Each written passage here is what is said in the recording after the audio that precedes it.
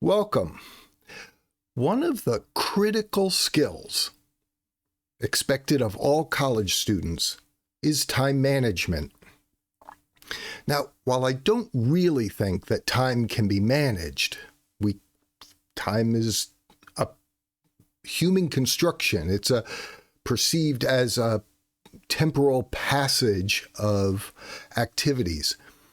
But we can manage what we do, when we do it, the order in which our activities take place, and under the single umbrella of time management, I'd like to address each of those details.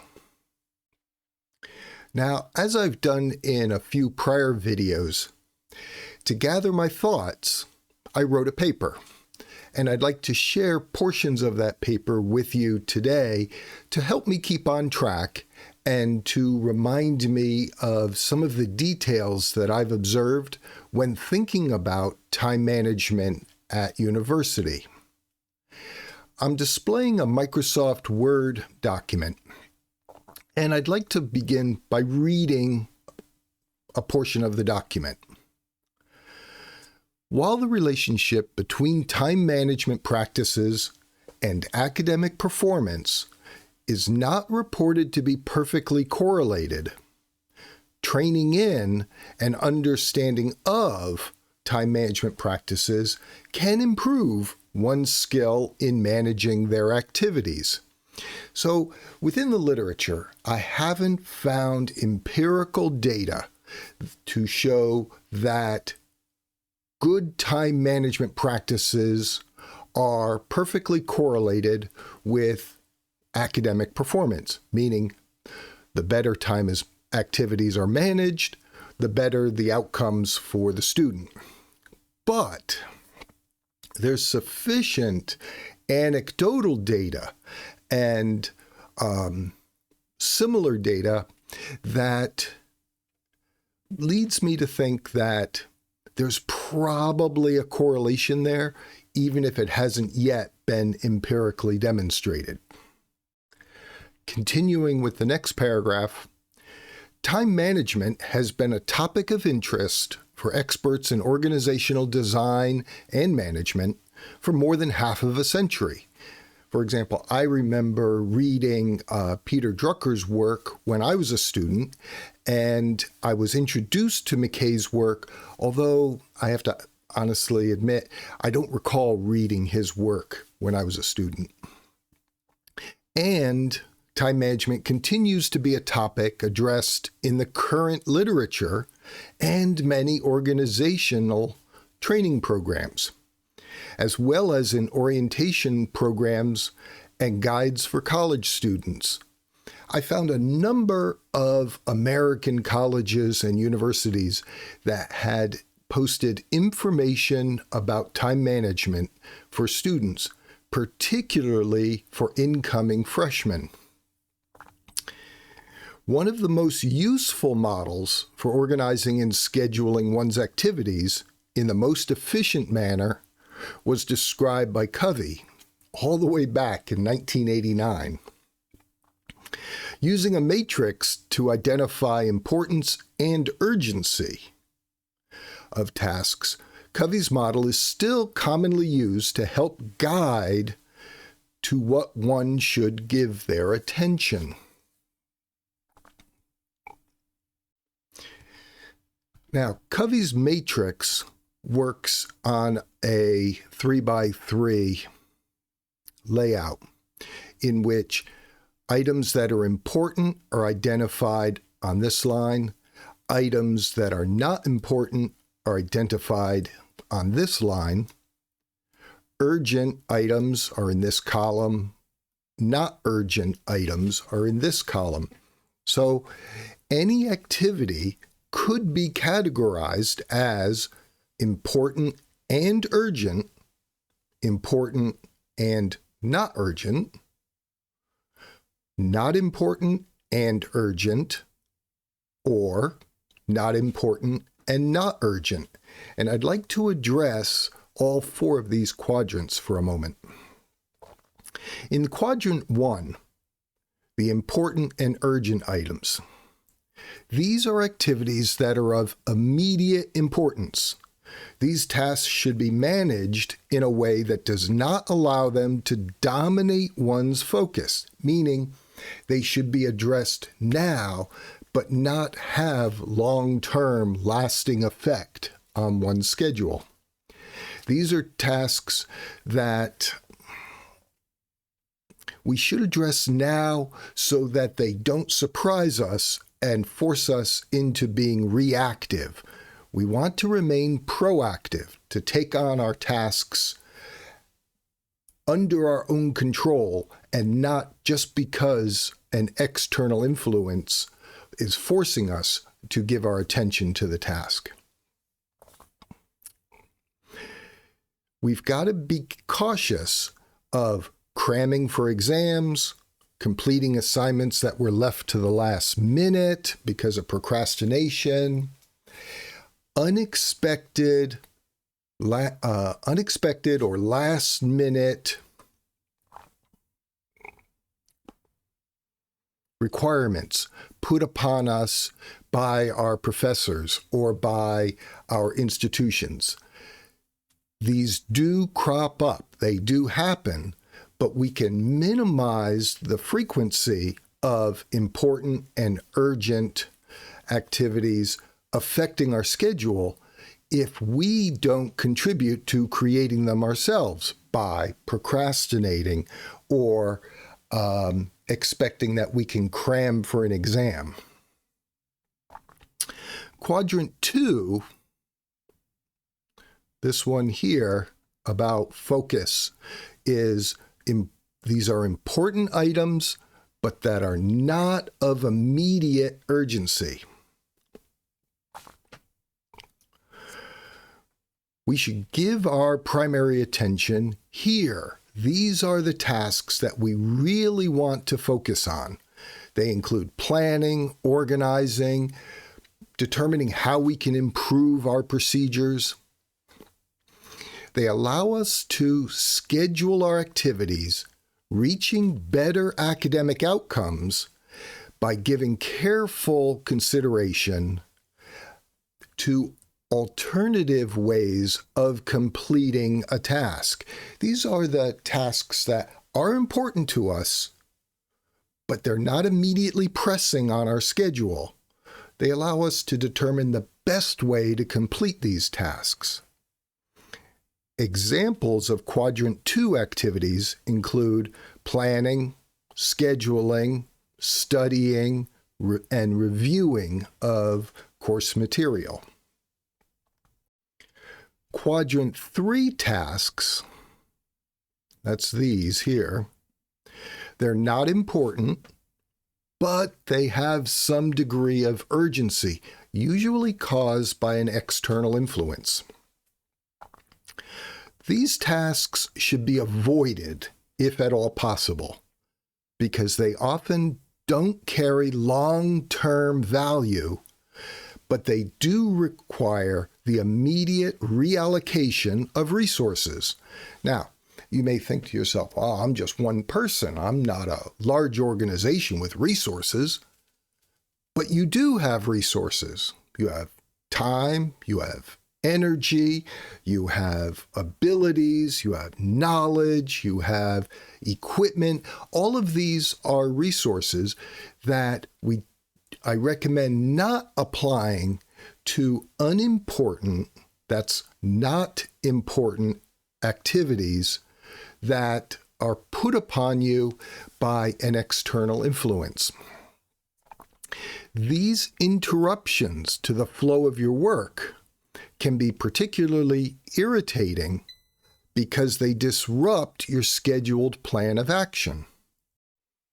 Examples of Quadrant 3 activities could be allowing interruptions to your scheduled study times, or responding to unexpected requests for assistance by someone else. Now, I recognize that sometimes we have to be a little bit flexible, and people, our friends, will bring us problems. They will bring us requests. If these are minor interruptions, they might be acceptable. But if they take us away from our schedule of activities, then they actually have a longer-term effect on our ability to complete the activities that we've set before ourselves. Quadrant 4 activities are both not important and not urgent. So they fall here in the bottom right quadrant. These activities can often be ignored. They have, one, no significant value, and they can be a significant distraction to completing the tasks that are important, and they're not urgent. There's no external influence pressuring us to give our attention, give our resources to the activity. Examples can include procrastinating, for example, watching a YouTube video rather than getting your work done. Unnecessary meetings. This happens less frequently to undergraduate students, but it can frequently occur to graduate students, particularly those pursuing a Ph.D. degree, where there are committee meetings and faculty meetings that the doctoral candidate must attend. And I use that must almost in italics. I'm not so sure that the candidate really has to attend all the meetings that are scheduled. But also responding to personal email and the use of social media. Now, I grew up in a time before digital information systems, so I didn't grow up using social media. Social media to me, when I was a college student, was leaning outside my dormitory room and yelling down the hall. But if you're spending a significant amount of time using social media, I recommend that you consider where you're putting your resources. Does the use of social media negatively affect your completing your academic responsibilities? So I'm not going as far as saying social media is inherently bad. I'm saying it's a common distraction for many college students in my observation. Okay, how can we take Covey's guidance and apply it practically? I came up with a few suggestions. Start by documenting your activities. Keep a time log. As strange as this may sound, keeping a record of everything that you do throughout the day for at least a week can help you in identifying those time wasters that exist within your daily schedules. Record the time that you spend on every activity. Don't leave anything out. And be very granular in your recording. Use at least 15-minute increments, if not even 10-minute increments. And record absolutely everything that you do throughout the day, including your personal activities. Evaluate how you're spending your time. In other words, where are you giving that resource? And ensure that you're giving your precious time to the tasks that are most important to your success. Once you've identified what you're currently doing, seek to stop doing the activities that don't give you great benefit, and then prioritize the remaining activities. Using Covey's matrix, place every remaining activity from your time log into one of the 4 quadrants. And then decide for yourself what's important, what's urgent, what is unimportant, what is not urgent, and be very honest in your assessments.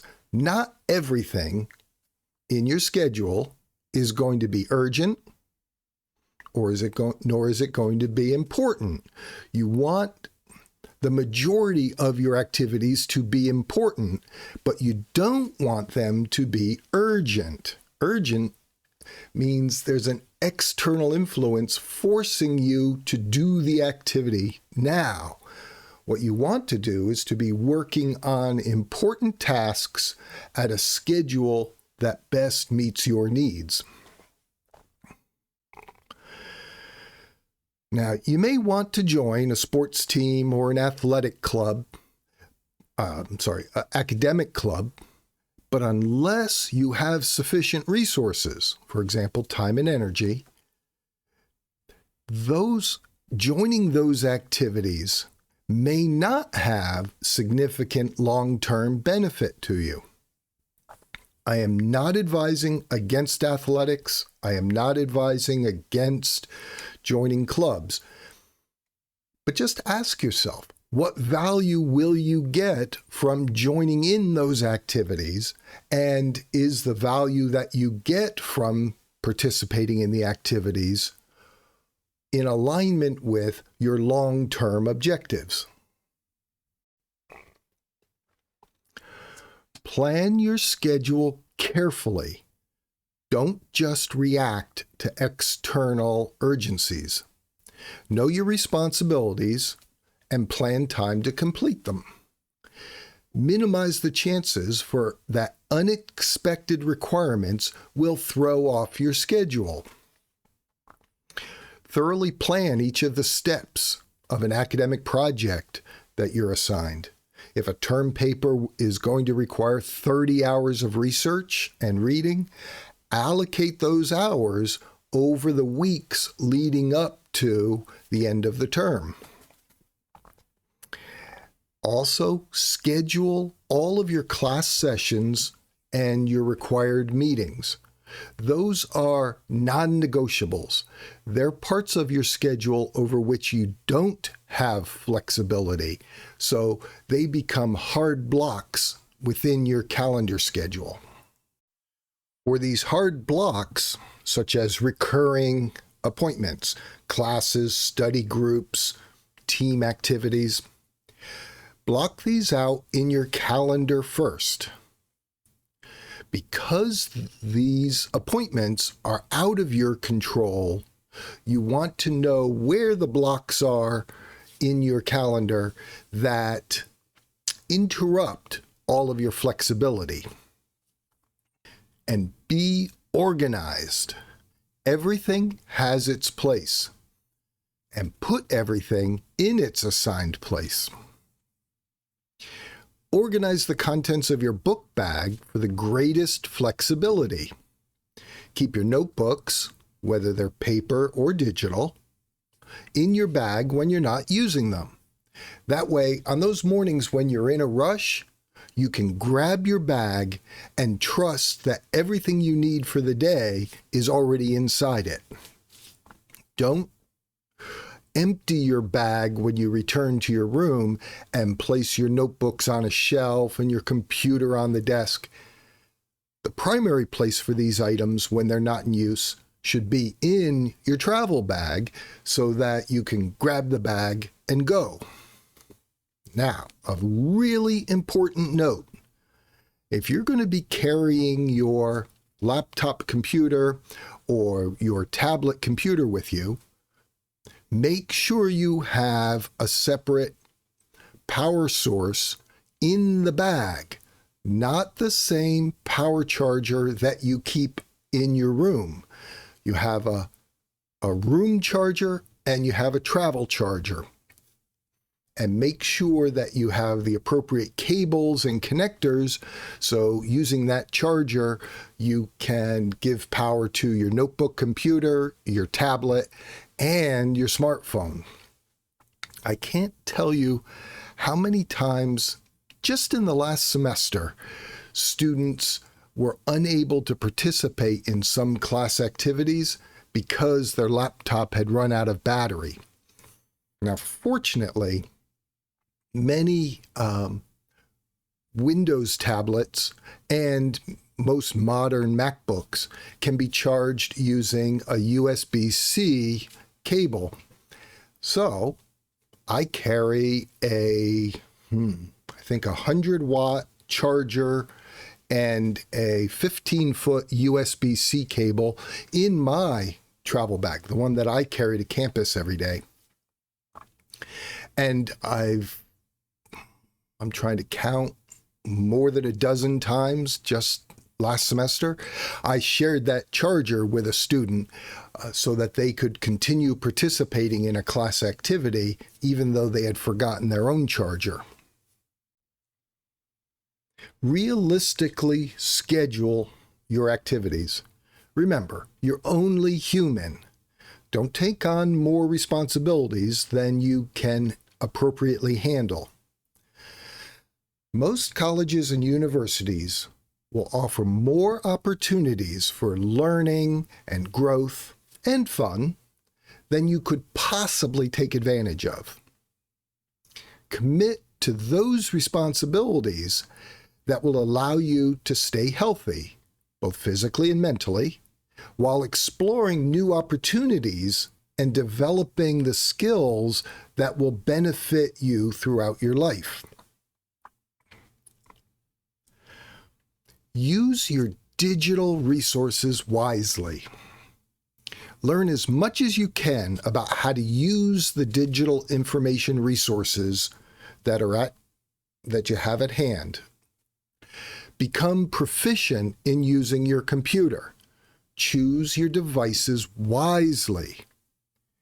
If you have sufficient flexibility in your finances to choose a computer, a tablet, and a smartphone that can integrate well with one another, do so.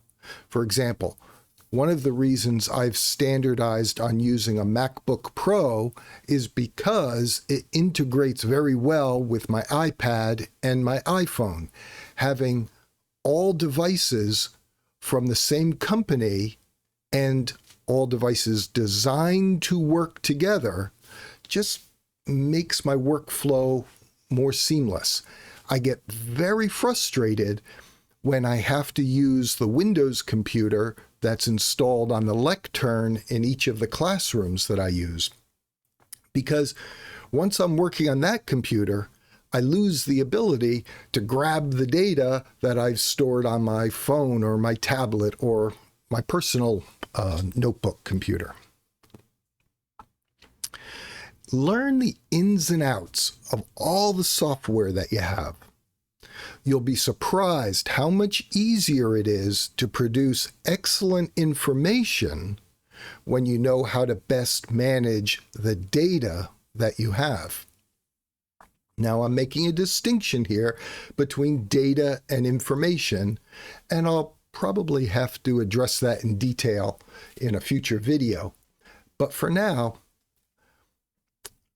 my general advice is learn how to use the software you have well. I am very frustrated when I describe APA formatting to students and I explain to them how the use of styles can simplify the formatting of a document and make the formatting more consistent. And then students say, I don't know what a style is. Learn how your software works. Just because you can load the software, for example, a word processor, and type a document, those skills are too basic. You need to move to a more advanced level. Also, learn how to print within your university system.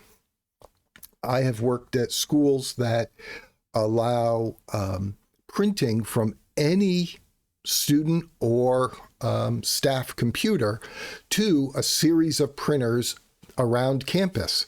In fact, the school at which I'm teaching now allows me, using my laptop, my personal laptop computer, to print a document and then go to any of hundreds of printers and photocopiers around the campus, swipe my ID card, and have the document committed to paper.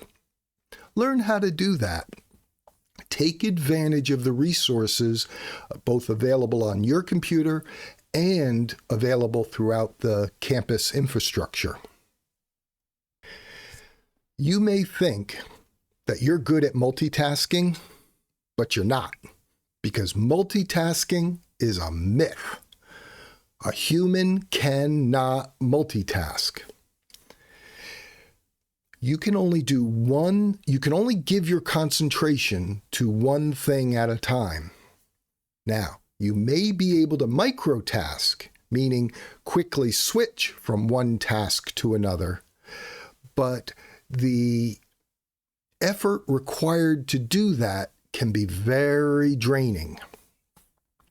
Take on one task, focus on it, and then when it's either complete or you choose to take a break, then move on to another task. But don't try to do two things at the same time. Take care of your physical and your mental health. Simply put, sleep well, eat well, and exercise every day. Never, under any conditions, procrastinate. Procrastination is the bane of most college students. While we all enjoy a good distraction, I love having my friends pop into my office, or I love a good mental rest. These can get into the way of our responsibilities, and they lead to no good end. So, don't put off doing your assignments. Get moving now, even though you may not want to. Imagine that you've got an athletic trainer whispering in your ears and encouraging you. One more rep, just one more. Come on, you can do it. Having that little voice in your head can help you stick to your knitting, or as my father used to say, keep my nose to the grindstone. And it helps you get your required activities done, even when there's something more enjoyable to do. Now that leads into maybe the most important bit of advice I've got for you, and that's to have grit.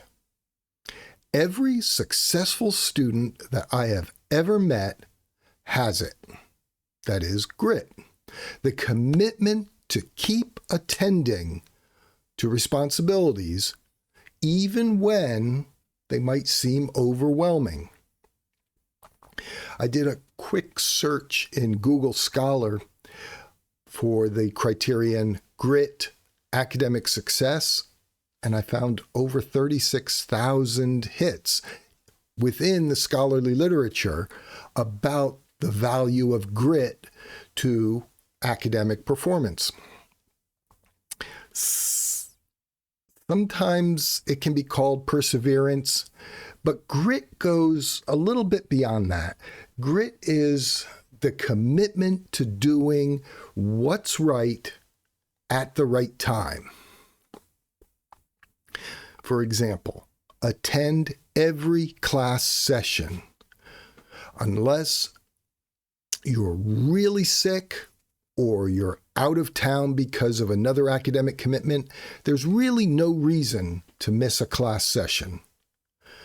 Visit your professors during their office hours. Get to know your professors and make sure they get to know you as an individual scholar.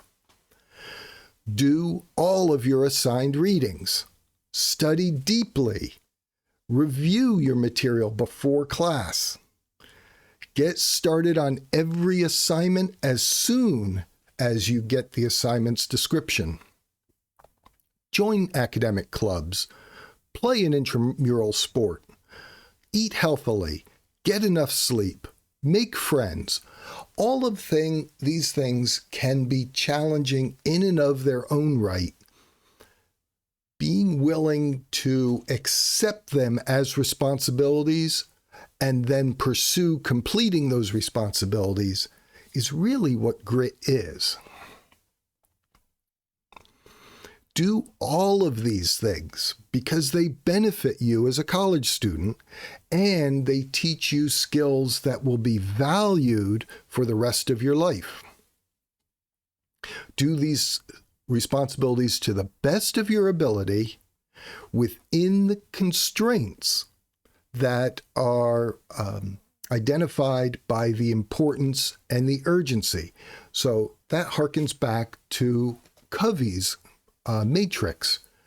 Every activity has some degree of importance and some degree of urgency. But those items that are of low importance should get less of your attention than those items that have high importance to your academic success. If I were to summarize what time management is in less than 10 seconds, I would say it is the organizing, the scheduling of activities such that the most important activities require your greatest attention. Learn now how to manage your activities. Show grit and perseverance in completing your responsibilities. This behavior is a skill that will be valued not just while you're in college, but also by your employers. By the way, it's also a great skill to pass on to your children. Or if you don't have children, pass it on to your nieces and nephews. I hope the content in this video was of interest to you. I know it's vital that understanding how to manage your activities is a vital skill for all college students. I wish you the absolute best as you practice your time management skills, and I look forward to seeing you in a future video. Bye for now.